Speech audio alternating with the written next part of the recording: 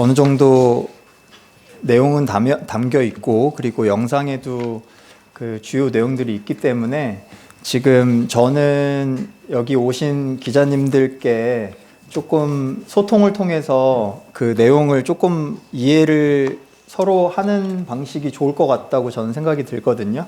왜냐하면 지금 시국에서 뭔가 이런 그 정책에 대한 이야기는 자극적이지 않기 때문에 그 제가 생각하는 정책 방향이 그래도 기자님들께서 잘 담아주셨을 때 나중에 저희가 진짜로 중소 중견기업 정책을 방향을 세울 때 도움이 될 수 있다고 저는 생각합니다. 그래서 그 제가 잠깐 설명을 한번 드려보고 질문을 조금만 해주시면 그래도 좋을 것 같습니다. 그 어떤 내용이냐면요, 국가 챔피언 기업 육성 정책이라는 것은 그 말 그대로 국가 챔피언을 만드는 그런 정책입니다. 그래서 유망 기업을 뽑아가지고 그 보조금이나 다양한 뭐 규제 완화나 여러 가지 수단을 이용해서 그 기업이 국가 챔피언 기업으로 성장할 수 있도록 도와주는 정책입니다.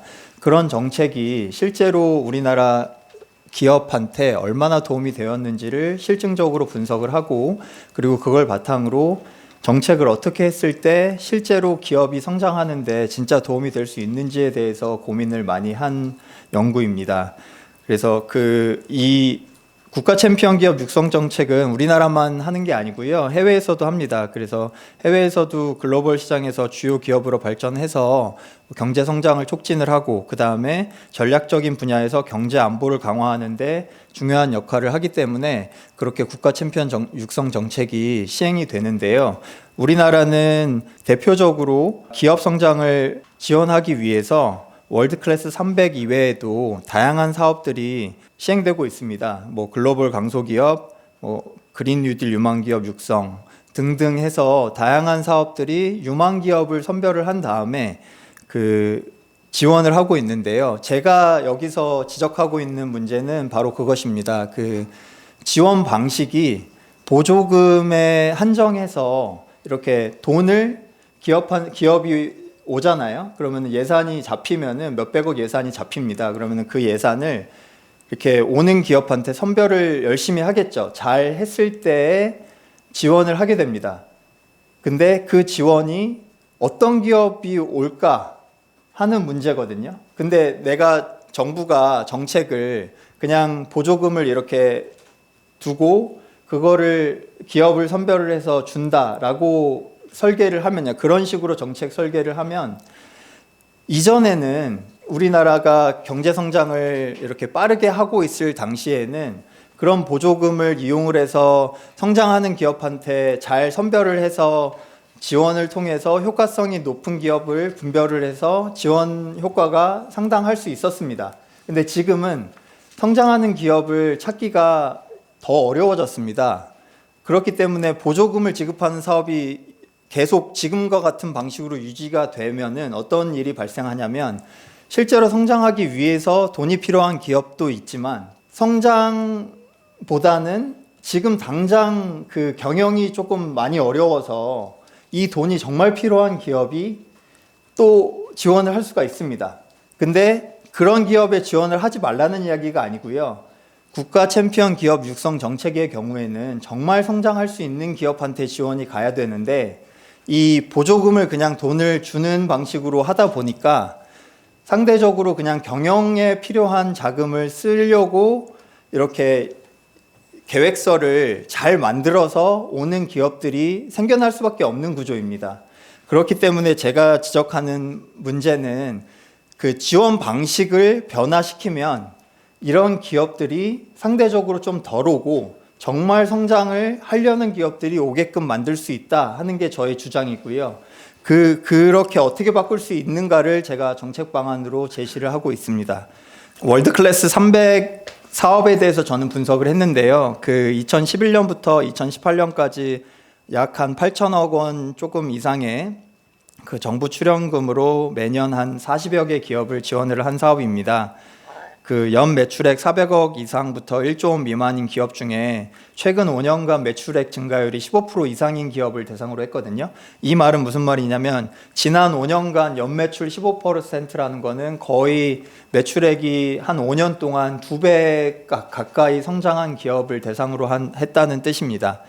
그랬을 때 이 사업은 성장 의지와 잠재력을 갖춘 중소 중견 기업이 글로벌 기업으로 도약할 수 있도록 그렇게 설정을 해서 자원을 집중 지원한 사업이거든요. 그랬을 때 어떤 효과가 나타난지를 다양한 측면에서 제가 살펴봤습니다. 그랬을 때 그림 1을 여기 포커스의 그림 1을 잠깐 봐주시면요. 그림 1이 뭐냐면 제조업에서 제가 최근 5년간 연매출 증가율 15% 이상을 일단은 충족하는 게 그 지원 조건 중에 하나거든요. 그러니까 다른 조건도 있어요. 이 조건만 든다고 꼭 WC300을 지원할 수 있는 건 아니고 주요 이제 지원 조건이 그거였는데 이 파란색 제조업 라인을 보시면은 2011년도에 대략 한 8.5%에서 2018년도 마지막 거의 지원 기간이 끝났을 때 무렵에는 3% 정도로 떨어졌거든요. 이 말이 무슨 말이냐면 전체 기업 활동 조사 이 지원을 할 수 있는 기업 중에 해당 사업에 지원할 수 있는 기업의 비율이 전에 초기에는 8% 이상이었다가 지금은 3%도 안 된다는 말입니다.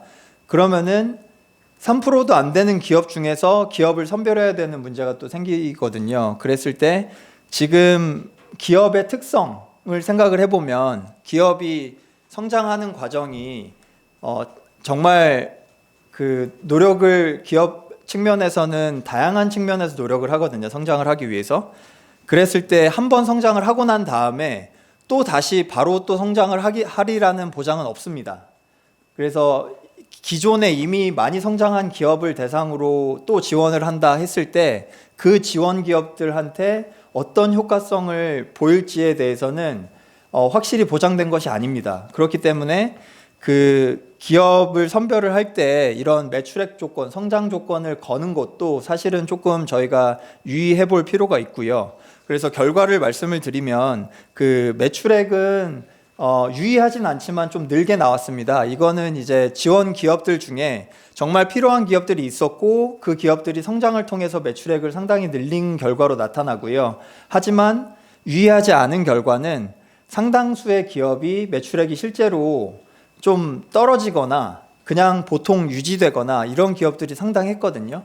이 결과를 봤을 때 저는 이 WC300 사업이 정말 월드 클래스로 성장을 하라고 지원을 했음에도 불구하고 그렇게까지 많이는 성장을 하지 못한 모습에서 저는 지원 사업의 어떤 설계가 변화될 필요성이 있지 않나 그렇게 지금 주장하고 있는 연구입니다. 그래서 이 정책이 의도하지 않은 부합하지 않는 기업에 지원이 이루어질 가능성이 있는 거고요. 그 원인은 바로 이 지원 방식에 있습니다. R&D에 한정한 보조금을 지원하는 사업이거든요. 근데 이게 WC300뿐만 아니라 월드클래스 300뿐만 아니라 우리나라의 이런 유망 기업을 선별해서 성장하라고 지원하는 다양한 사업들이 사실은 대부분 R&D를 보조금을 지원하는 방식으로 운영을 하고 있습니다. 그래서 제가 말씀드리고자 하는 문제가 비단 어떤 특정 사업을 제가 이야기하려는 게 아니라 지원하는 방식의 변화를 저희가 심각하게 고민을 해봐야 된다라는 거고요. 그래서 보조금을 R&D에만 또 한정해서 지원하는 방식이 왜 문제냐면 그림 2를 보시면 됩니다. 그림 2에 보시면 그림 2의 왼쪽 그림은 나무가 자라죠. 근데 보조금으로 나무가 자랍니다. 오른쪽 그림은 나무가 더 크게 자라는데 어떤 양분을 먹고 자랄 수 있냐면 조직 혁신을 통해서 그리고 성장 전략을 제대로 세우는 걸 통해서 디지털 전환을 통해서 그리고 투자 자금을 민간으로부터 이렇게 얻어서 진짜로 어떤 민간 컨설팅과 함께 그 성장 도약을 하는 노력을 하는 것을 통해서, 그리고 해외 진출을 통해서, 인재 확보를 통해서, 이런 정말 다양한 차원의 그런 문제들이 있거든요. 성장 걸림돌들이, 기업들은 이렇게 도약을 하는 그런 사업의 경우에는 특정 어떤 수단만 한정해서 지원하는 게 상당히 제한적일 수 있다 하는 것을 제가 말씀드리고 싶습니다. 그래서 그러면은 어떻게 할 수 있느냐 했을 때, 제가 해외에서 주요 선진국들이 유사한 사업들을 할 때 어떻게 하는가를 살펴봤거든요. 그랬을 때 이노베이트 UK나 그 스케일링 클럽 유럽의 그런 사례들은 어떤 방식으로 하고 있냐면, 그 비스포크 수행 모델 방식으로 하고 있었습니다. 그래서 기업을, 진짜 필요한 기업을 선별을 해서 그 실제 기업을 스케일업한 경험이 있는 그런 전문가가 같이 붙어서 성장 과정에서 그 어려움을 정확하게 인식을 하고, 그 인식한 다음에 그거를 함께 풀어가는 방식으로 그렇게 하고 있었거든요. 그리고 또 하나 또 차이점은, 정부가 그냥 돈을 주고 끝나는 방식이 아니라 정부의 역할은 네트워크를 정말 적극적으로 형성하는 역할에 그쳤습니다. 그리고 기업이 성장하는 데 도움을 주는 역할은 누가 하느냐 했을 때, 민간의 어떤 비즈니스 파트너나 투자자나 그 엑셀러레이팅 커뮤니티나 이런 사람들이 같이 붙어서 실제 이 기업하고 같이 워크하는 사람들이 네트워크를 형성해서 성장하는 과정에서 그 민간의 투자도 받고 그러면서 성장하는 그런 방식을 취하고 있었습니다. 그래서 정부는 그 역할을 그냥 앉아서 뭔가 보조금을 누구를 줄까를 정말 열심히 고민하는 것보다는 그 네트워크를 적극적으로 형성을 해서 그 기업의 어려움을 해결하는 방식으로 그렇게 바뀔 수 있다는 것을 제안하고 있습니다. 그래서 그림 3을 보시면 제가 곧 그렇게 할 수 있는 방식을 조금 디테일하게 단계별로 제시를 하고 있는데요. 비스포크 수행 모델을 제가 설명을 간단하게 드려보겠습니다. 처음에 기업 선별할 단계부터 기업 성장 계획을 기업이 간단하게 제출을 합니다.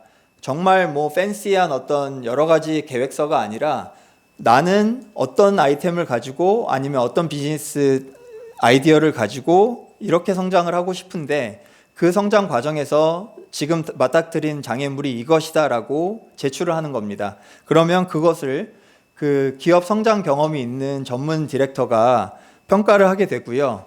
그리고 중요한 것은 심층 현장 방문을 통해서 이 기업이 정말로 이 지원을 통해서, 그러니까 돈이 필요한 기업보다는 지원을 통해서 같이 성장해 갈 수 있는 기업인지를 분별을 하게 됩니다. 그래서 그 디렉터가 직접 결과를, 보고서를 써서 제출을 하고요. 그런 다음에 그 전문가들끼리, 현장 전문가들끼리 모여서 그 최종 평가를 하게 됩니다. 이 기업한테 지원을 했을 때 정말 성장을 할 수 있을지에 대해서 토론을 해서 그 결정을 하고요. 그렇게 돼서 선정이 된 기업한테는 전문 디렉터가 배정이 돼서 지원 계획을 수립을 하게 됩니다. 이 1년이나 2년 혹은 3년의 기간 동안 이 기업이 성장 전략이 어떻게 되어야 되는지에 대해서 구체적으로 지원 계획을 수립을 하고, 그 지원 계획을 같이 정부하고 네트워크를 활용해서 같이 수행을 하는 과정을 거치게 됩니다. 그게 지원 방식의 변화고요. 그러면 이거를 정부가 어떻게 공무원이 기업한테 붙어서 이걸 다 도와주냐? 제가 말씀드리고자 하는 거는, 공무원이 붙어서 할 필요가 없고, 이거를 할 수 있는 민간의 그 컨설팅 역량이 충분히 키워질 필요가 있습니다. 우리나라에서 지원기관뿐만 아니라 투자사, 컨설팅, 전문 서비스 기업, 심지어 연구소까지 다 붙어서, 대학교까지 다 붙어서 전문가들을 모아서 그 전문가들이 민간 자금과 컨설팅을 자기가 스스로 제공할 수 있도록, 그 비용이 들겠죠. 그 비용은 민간 기업이, 신청한 기업이 직접 지불할 수 있고, 혹은 그 비용의 일부를 정부가 보조할 수도 있습니다. 그런 방식으로 그 실제로 기업이 성장해서 필요한 그런 과정에서 정부가 그 민간의 네트워크를 정말 적극적으로 활용한다면 기업 성장에 도움이 될 수 있을 거다라는 그런 제언을 드립니다. 그리고 실제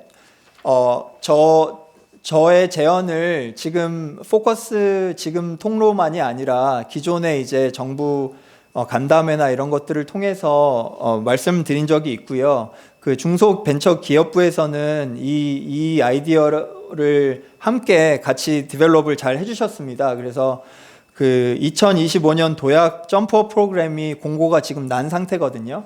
그 프로그램을 찾아보시면 이 비스포크 수행 모델을 참고해서 설계가 되었고, 단순히 그냥 보조금을 지원하는 방식에서 벗어나서 정말 다양한 성장 단계에서 어려움을 도와줄 수 있도록 설계가 된 사업입니다. 그래서 이런 방식으로 저희도 할 수 있다는 가능성을 지금 보여주고 있고요. 그리고 기대가 되는 사업이라고 할 수 있겠습니다. 저는 그 중소기업 벤처부가 시행하는 그런 2025년 도약 프로그램 이외에도 다른 주요 프로그램들이 유망 기업을 선별해서 R&D를 보조하는 보조금 지급을 하는 그런 사업들이 상당히 많이 있는데요. 그런 사업들이 모두가 다 바뀔 필요는 없지만 정말 유망 기업을 선별해서 지원하는 정책이라면 이런 모델을 좀 심각하게 고려를 해서 변화를 시도를 해야 된다라고 주장을 합니다.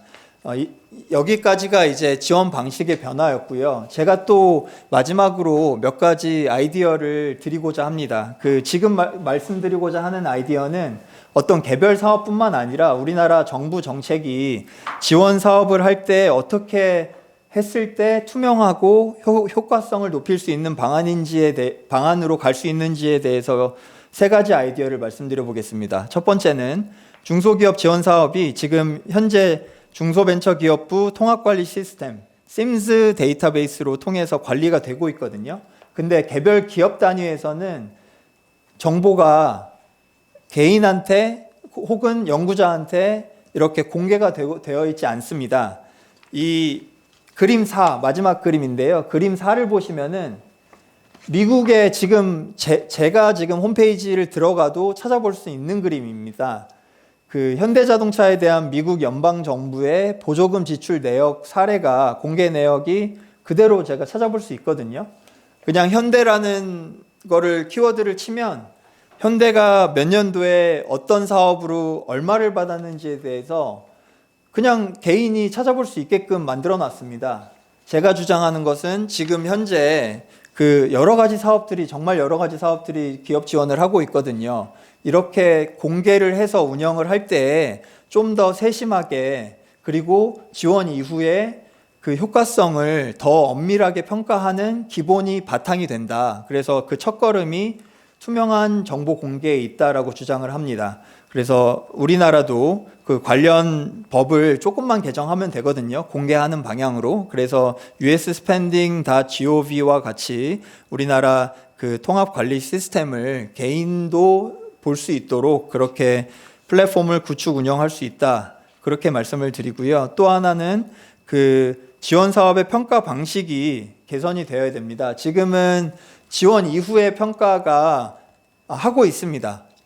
못하는 게 아니라 잘 하고 있는데, 저는 이 평가 방식을 정말 독립적인 조직이 그 사업의 설계부터 기업 선별부터 운영 과정 그리고 성과 전반에 대해서 평가를 한 다음에 개선 사항을 권고하고, 그 권고가 권고로 끝나는 게 아니라 사업의 담당 부서는 이러한 권고를 어떻게 반영을 할 것이다 라는 계획을 대국민한테 공개할 수 있도록, 그런 방식으로 그 정책을 운영을 할 수가 있거든요. 그래서 평가 방식도 바뀌어야 된다. 그런 방식으로 충분히 할 수 있다라는 것을 제안을 드리고요. 그리고 마지막으로 파일럿 프로그램을 적극적으로 시행을 할 수 있습니다. 저희가 어떤 기업을 지원하는 정책을 매년 이렇게 새롭게 설계하기도 하고 새로운 사업을 가져오기도 하는데요. 이런 사업을 예산을 정말 크게 해서 그냥 지원을 하고 나서 성과평가를 하고 끝내는 방식으로 하기 전에 사전에 파일럿 프로그램 운영을 할 수가 있거든요. 예산을 적당히 만들어서 정말 타겟팅하는 기업한테 한번 운영을 해보는 겁니다. 그래서 지원의 효과성을 엄밀하게 평가를 해보는 거죠. 그래서 그런 경험을 바탕으로 그 파일럿 프로그램을 운영을 한 다음에 그 프로그램의 성과를 바탕으로 계획을 이런 식으로 바꾸는 게 더 기업한테 도움이 되겠다. 실제 지원 기업한테 인터뷰나 이런 것들을 통해서 어떤 점들이 도움이 됐는지를 얻은 다음에 그 사업 설계에 반영을 적극적으로 할 수 있거든요. 이런 방식이 해외에서도 주요 사업을 할 때에는 항상 하는 방식이고요. 우리나라도 이걸 제도화해서 그 파일럿 프로그램을 운영을 할 필요가 있습니다. 그래서 저는 그 지금 내년에 바로 시작하는 점프업 프로그램, 도약 프로그램부터 이렇게 파일럿 프로그램을 적극 운영을 할 필요가 있겠다. 그리고 그 프로그램뿐만 아니라 다른 정책, 기업을 지원하는 정책들이 시작될 때 파일럿 프로그램을 적극적으로 운영을 하면 좋겠다라는 제안을 드립니다.